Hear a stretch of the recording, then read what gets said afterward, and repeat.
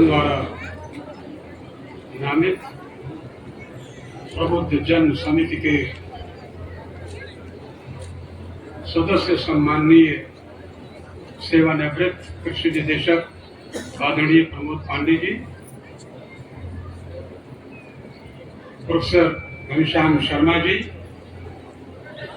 Associate professor अवकाश प्राप्त, मंच को भी सुशोभित कर रहे युवा मुख्य विकास अधिकारी श्री जैन जी, कार्यक्रम में पधारे तथा इस ओर बैठे हुए समस्त आदरणीय विभिन्न विभागों के अधिकारीगण और सम्मुख विराजित समागत सम्माननीय आदरणीय अभिनंदनीय देवियों सज्जन, बड़ा गौरव लग रहा है आपको अपने मध्य पाकर या अपने मित्र अतिथियों ने अपनी अपनी बातों को अपने अपने ढंग से बड़े व्यवस्थित, बड़े ही निराले, बड़े ही मनोहर, मनभावन ढंग से प्रस्तुत कर आपको उत्साहित किया, प्रज्वलित किया। और हम आभारी हैं अपने सम्मुख विराजित बंधुओं के और देवियों के, जिन्होंने बहुमूल्य सुझाव दिए। आप लोगों के जो सुझाव प्राप्त हुए हैं, इन सबका संकलन कर शासन को इससे अवगत कराया जाए। मूल बात जो मैं कहना चाहता हूं ये कि भारत को स्वतंत्रता मिली थी 1947 में। उस समय हमारा भारत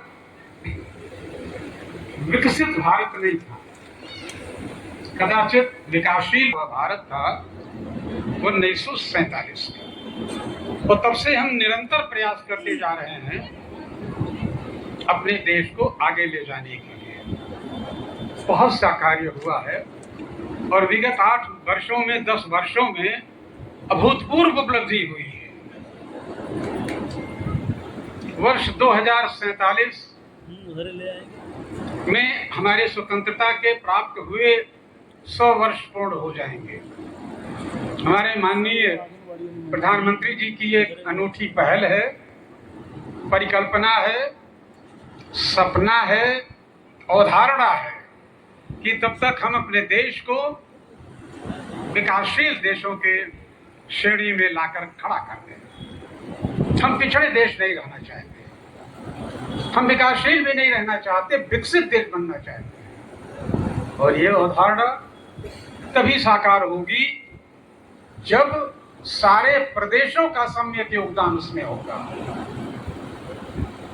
हमारे देश का सर्वाधिक उर्वरा भूमि है, सर्वाधिक सिंचित भूमि है। हम गेहूं उत्पादन में प्रथम हैं, आलू उत्पादन में प्रथम हैं, गन्ना उत्पादन में प्रथम हैं। हम बहुत मामले में प्रथम हैं। आवश्यकता है कि उस प्रथम श्रेणी को बनाए रखते हुए उन और क्षेत्रों में उस श्रेणी को प्राप्त करें जिनकी आज आवश्यकता है।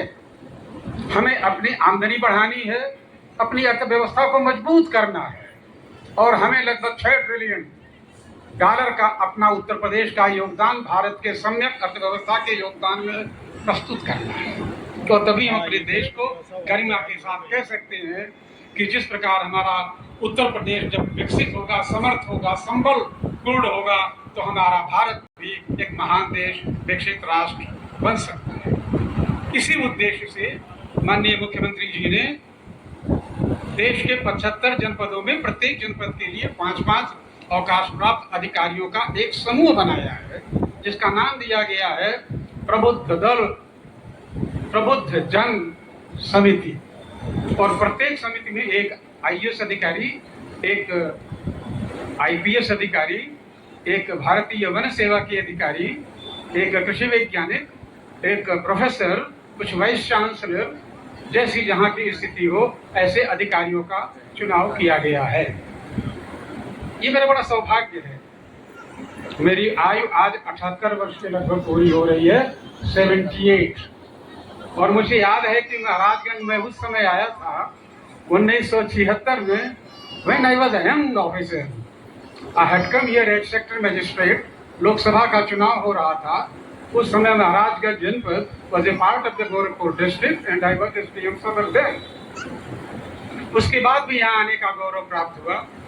यहाँ पर मुझे मुख्य विकास अधिकारी का भी कार्य करने का विशेष सम्मान प्राप्त है। उस समय I used to be deputy command commissioner conduct project, और फिर 2-3 ग्रामों के विवरण में आए। आप लोग समुन्नत होंगे, और ये तभी संभव है जब प्रत्येक सदस्य, प्रत्येक परिवार और प्रत्येक ग्राम, प्रत्येक क्षेत्र, प्रत्येक जनपद विकास के रास्ते पर रफ्तार पकड़े, प्रगति के रफ्तार पर दौड़ता नजर आए। और यही हमारी महत्वाकांक्षा है, हमारे मुख्यमंत्री जी की और हमारे प्रधानमंत्री जी की। And I feel extremely grateful to all the officers sitting on the side of the dais, जिन्होंने सारी बातें अपनी कही हैं। हमारे शासन ने कुल 12 सेक्टर निर्धारित किए हैं, 12 इन 12 सेक्टर के माध्यम से हम अपने इस अभीष्ट लक्ष्य को प्राप्त कर सकते हैं।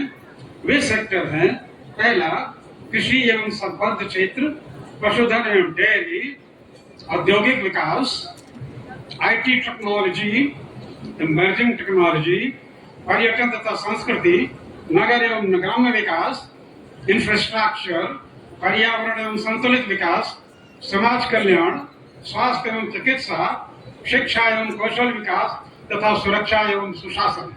हमें सर्वांगीण विकास करना है, एक क्षेत्र में नहीं। एक क्षेत्र के विशेषज्ञों ने अपनी अपनी बात बताई। इसी प्रकार से हम हर प्रकार के विशेषज्ञों के साथ, हर प्रकार के लोगों से मिलेंगे।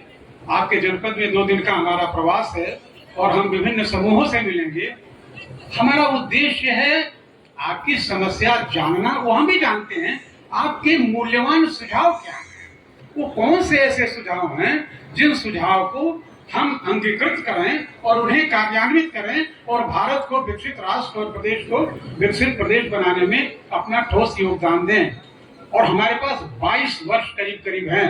We are left with 22 years। तो 22 वर्ष के हमारा निरंतर प्रयास होगा।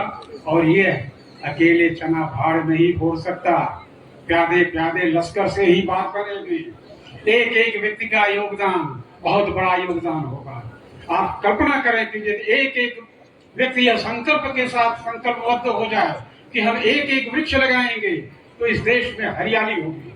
और यदि प्रत्येक घर में समृद्धि आ जाए, धन आ जाए, आमदनी आ जाए, तो प्रत्येक घर में खुशहाली होगी। और इस हरियाली और खुशहाली से हमारे देश में दिवाली होगी। तो उस दिवाली की अपेक्षा के साथ हम आपको अपनी सद्भावनाएं अर्पित करते हैं। QR कोड है। हर नागरिक, हर परिवार स्वतंत्र अपने को महसूस करे, फील फ्री। छोटा सुझाव हो, बड़ा सुझाव हो, जो भी उसके मन में आए, वो कृपा करके अपना सुझाव अंकित करें और वो सब शासन में संकलित होगा। और संकलनोपरांत हम एक व्यूह रचना करेंगे, हम एक विजन डॉक्यूमेंट बनाएंगे जिसको कहते हैं दृष्टि दस्तावेज। और उस दस्तावेज में हम